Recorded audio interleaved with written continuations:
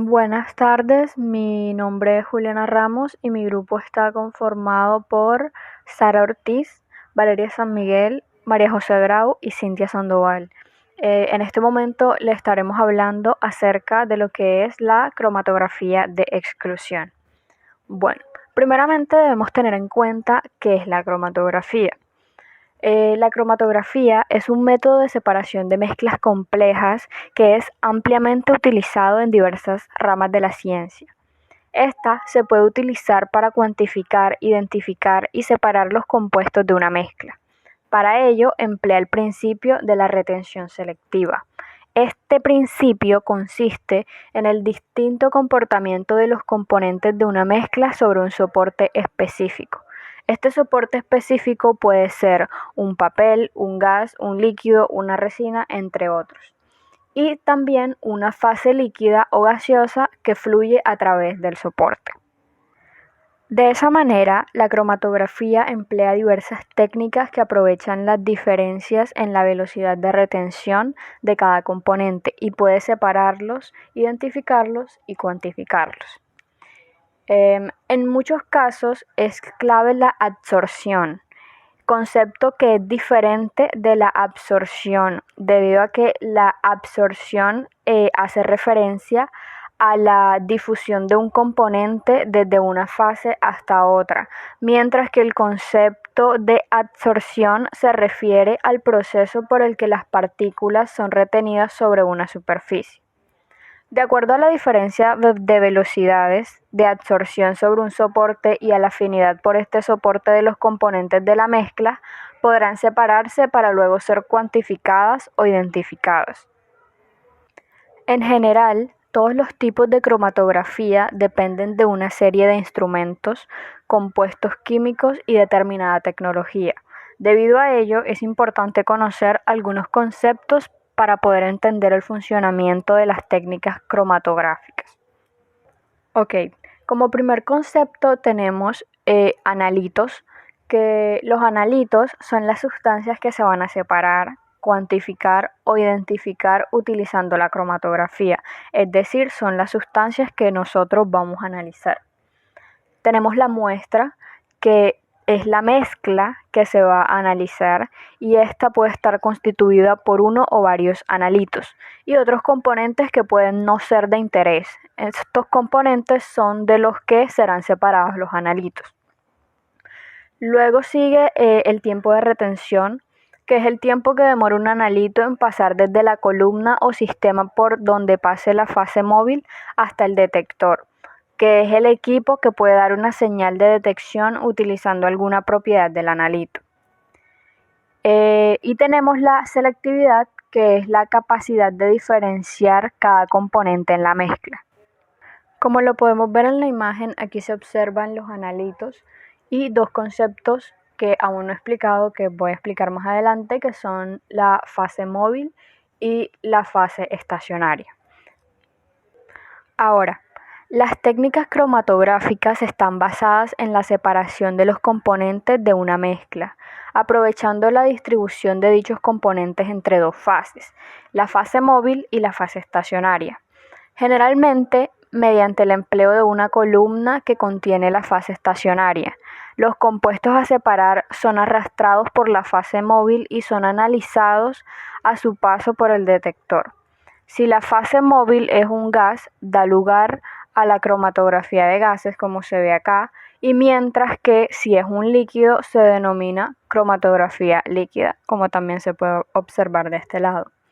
Es entonces la fase estacionaria, una sustancia que se mantiene inmóvil mientras se ejecuta la cromatografía, y la fase móvil es la sustancia que se mueve durante la cromatografía. Esta puede ser un líquido o puede ser un gas. A continuación les vamos a mostrar una pequeña animación para que se entienda un poco más estos dos últimos conceptos.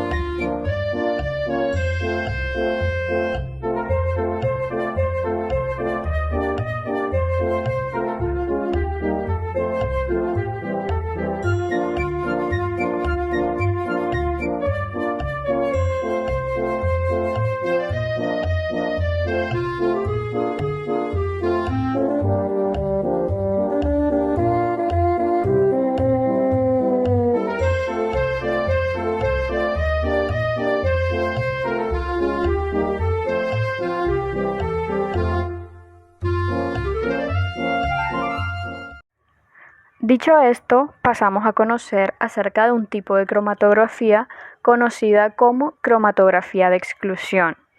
Esta es un tipo de cromatografía líquida en la cual la fase estacionaria es sólida y la fase móvil es líquida. Se utiliza el término de cromatografía de exclusión por tamaño, también se denomina cromatografía de permeabilidad sobre gel, GPC, o de permeación en gel. Y su principal aplicación es la separación de las moléculas en función de su tamaño, con la finalidad de estudiar el peso molecular y la distribución de los polímeros. Las principales características de esta técnica son que la fase estacionaria es inerte, por lo que la columna no se desactiva. La muestra no interacciona químicamente con la fase estacionaria ni con la fase móvil. Y por último tenemos que los solutos son generalmente sustancias de peso molecular elevado, mayores de 2000, dependiendo de su medida y estructura. Estos se retienen o se diluyen a través de la columna. En la imagen podemos ver la entrada de la muestra, el líquido que baña el gel, luego le sigue la superficie del gel y luego ya el gel depositado. Después de esto, debajo tenemos el filtro poroso que retiene el gel y luego el espacio muerto ocupado por relleno inerte. Y ya por último, pues el orificio de salida de muestra fraccionada. El gel, una vez hidratado, se deposita adecuadamente en esta columna hueca de vidrio, ya quedando listo para su uso. Como principio de esta técnica, tenemos que con la cromatografía de filtración en gel se separan moléculas en virtud de sus diferencias de tamaño. La capacidad separadora reside en el gel, cuya matriz consta de un gran número de esferas porosas microscópicas. Estas esferas están constituidas por largas cadenas de polímeros unidas entre sí por enlaces químicos para formar una red tridimensional. En la imagen tenemos que en el interior de una columna de cromatografía pueden distinguirse varios volúmenes. En el A tenemos el volumen total, pues que es el volumen que ocupa el cilindro de gel hidratado. En la columna B observamos el volumen de vacío, o pues el volumen existente entre las esferas del gel. Y en la C tenemos el volumen ocupado por las esferas de gel, que se expresa como la diferencia entre los dos volúmenes anteriores, el volumen total y el volumen de vacío. Cuando una mezcla de moléculas de diferentes tamaños se hace pasar a través de la columna de gel, se produce la separación en virtud del siguiente principio. Las moléculas de muy pequeño tamaño penetran en el interior de las esferas que componen el gel y, por consiguiente, no son extraídas de la columna hasta que no ha pasado a través de ellas un volumen de líquido igual a su volumen total. Sin embargo, aquellas moléculas cuyo tamaño es mayor que al de los poros de las esferas del gel no pueden penetrar en su interior y atraviesan la columna recorriendo únicamente el volumen vacío, siendo las primeras en salir de la columna. El resto de las moléculas de tamaño intermedio presentan una mayor o menor facilidad para difundir al interior de las esferas en unión de su tamaño, siendo extraídas fraccionadamente con volúmenes que están comprometidos entre el volumen total y el volumen de vacío. Cuanto mayor es una molécula, menos capacidad tiene para acceder al interior de las esferas del gel y por tanto menor es el volumen de líquido que se requiere para extraerla de la columna.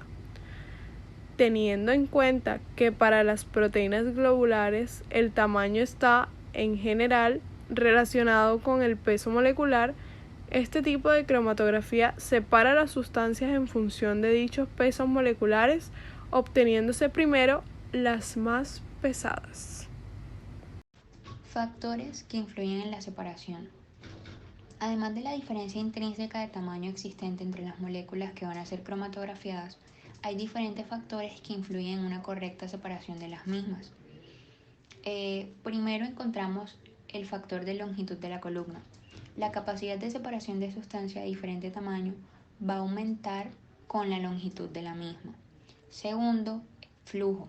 La resolución de la separación disminuye al aumentar el flujo del líquido con que son arrastradas las moléculas a lo largo de la columna. Y como dato, normalmente el flujo oscila entre los 2 y 10 centímetros. El tercer factor es el volumen de la muestra a cromatografiar. Este debe ser pequeño comparado con el volumen total de la columna. Y hay que tener en cuenta que las mejores separaciones se obtienen aplicando volúmenes de muestra iguales o menores al 5% del volumen total. Y el cuarto factor es el empaquetado del gel en la columna. En este factor, pues encontramos que las propiedades separadoras del gel se alteran profundamente e incluso pueden desaparecer cuando un gel no está empaquetado homogéneamente en la columna o este se encuentra excesivamente comprimido. Bueno, en el listado de los implementos necesarios para llevar a cabo este tipo de cromatografía encontramos 3 secciones. La primera, que corresponde al equipamiento; segunda, material de laboratorio; y tercero, reactivos a utilizar. En la primera encontramos espectrofotómetro, cubetas del mismo y columnas. Como ya sabemos, el espectrofotómetro es un instrumento usado para medir la cantidad de intensidad de luz absorbida después de pasar a través de una solución muestra.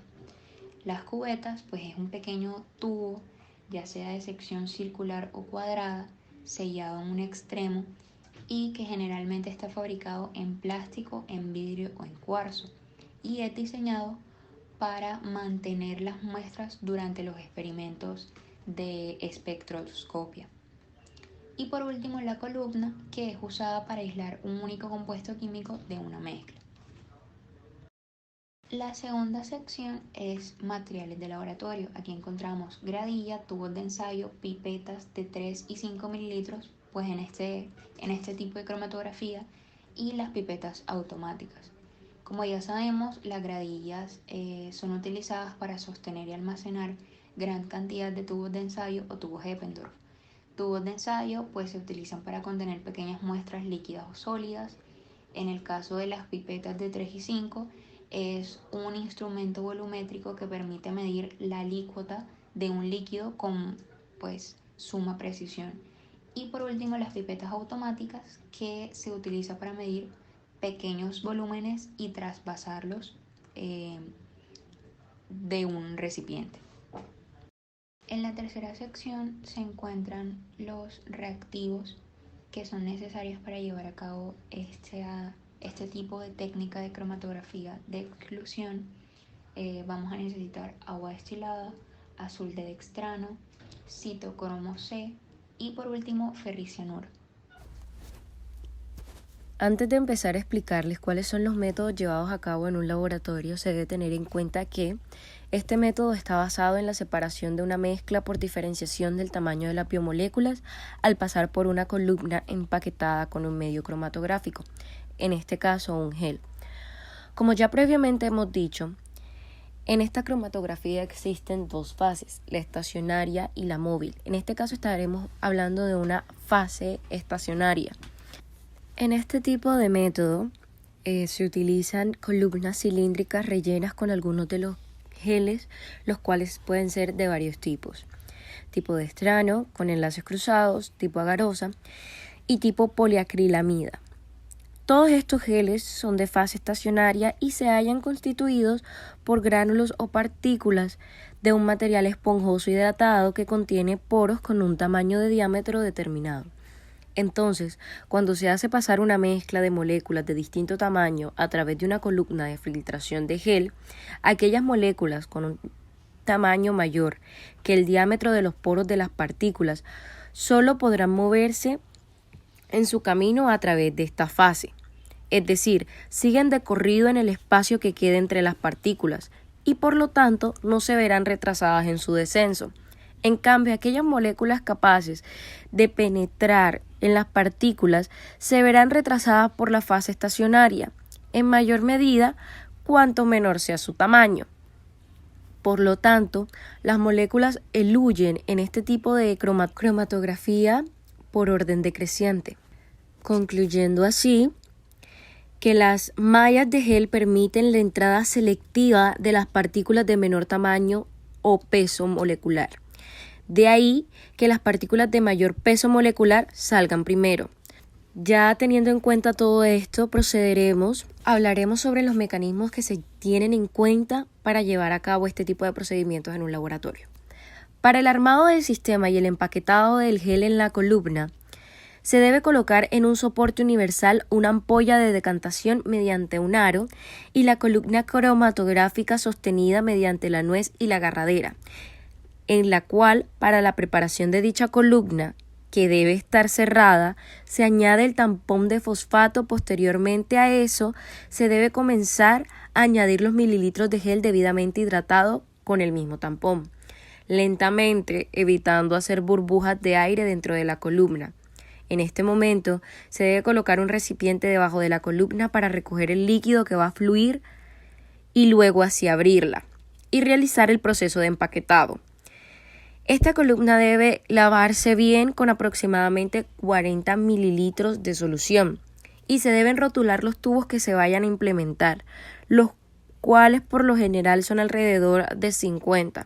Esto obviamente depende de la muestra a tomar e indicaciones que se den en el laboratorio. Ahora, como siguiente paso tenemos la regulación de la velocidad de flujo, en donde se deben contar el número de gotas que caen en la columna en un tiempo determinado. Luego procederemos a la aplicación de la muestra. Dejaremos gotear hasta que toda la muestra entre en el gel. La muestra de sustancias se irá separando por tamaños que serán visualizados debido al diferente colorido de cada uno de los componentes. Azul para el azul de dextrano, rojo para el citocromo C, amarillo fuerte para el FMN y amarillo pálido para el ferricianuro. Ahora se debe colocar el tubo número 1 debajo de la columna y añadir a esa columna una alicuota de solución de tampón. Finalmente se debe recoger en el tubo el eluido hasta que se elimine de la parte superior todo el volumen aplicado. Esto se debe hacer con cada uno de los tubos. Ahora, para la estimación, que es la identificación de las fracciones que contienen los colorantes, esta se hace mediante la estimación visual. Mientras que para saber qué fracciones contienen los marcadores de peso molecular y la muestra, se añade 1 mililitro de reactivo de Bradford. A continuación, les mostraré un video donde se explica cómo pasa esa filtración a partir de la cromatografía de exclusión.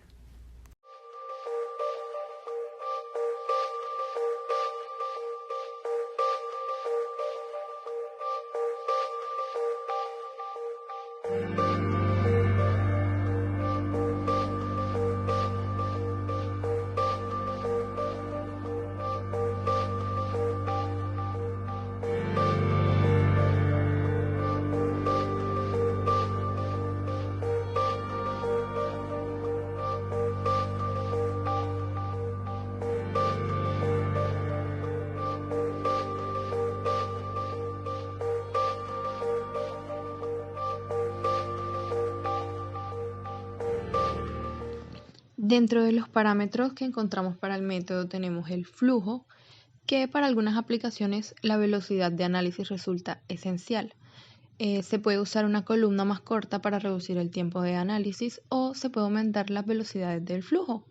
También se puede aumentar ambas opciones, sin embargo esto puede afectar negativamente a la resolución, pues la SEC se basa en la difusión hacia el interior y el exterior de un poro para crear rutas de diferente longitud a través de la columna. Otro de los parámetros es la selección de la fase móvil. Hay que tener en cuenta que las interacciones secundarias pueden causar dificultades. Para evitar este tipo de dificultades podría ser necesario realizar una optimización del método. Tales interacciones podrían hacer que el analito se diluya más tarde de lo esperado y hacer que parezca de un peso molecular más bajo. Unos ligeros ajustes en la composición de la fase móvil, como lo es el pH, la fuerza iónica o modificadores orgánicos, pueden ayudar a superar estas dificultades. También podría ser necesario refinar la elección del tamaño del poro, combinar columnas en serie, reducir la velocidad de flujo del análisis o cambiar la temperatura para conseguir la separación deseada. Por último, tenemos la calibración. Una vez escogida una columna, es necesario construir una calibración con patrones de peso molecular hacia esa columna. Y cada vez que se cambie la columna o se realicen modificaciones a la fase móvil, se debe repetir la calibración. La curva de calibración se obtiene respetando el tiempo de retención frente al peso molecular, y hay que tener en cuenta que es particularmente importante seleccionar patrones adecuados a la molécula de interés. Para la separación de proteínas, es necesario utilizar patrones con el peso molecular de la proteína. Entre las ventajas de los procedimientos de exclusión por tamaño, tenemos que los tiempos de separación y orden de elusión son fácilmente predecibles, o sea que son tiempos cortos y muy bien definidos. También tenemos bandas estrechas que permiten una buena sensibilidad. Otra de las ventajas es que no hay pérdida de muestra porque los solutos no interaccionan con la fase estacionaria. Y la última es que no se desactiva la columna por la interacción del soluto con el relleno. Sin embargo, una de las desventajas que se tiene que tener en cuenta es la cantidad limitada de bandas que pueden acomodar porque la escala de tiempo del cromatograma es corta. También tenemos la recuperación más baja de lo esperada o ensanchamiento de los picos. Otra desventaja es que aparecen picos que no deberían a partir del peso molecular o cola de pico. También tenemos formas de picos deficientes o en escasa retención o resolución de los analitos.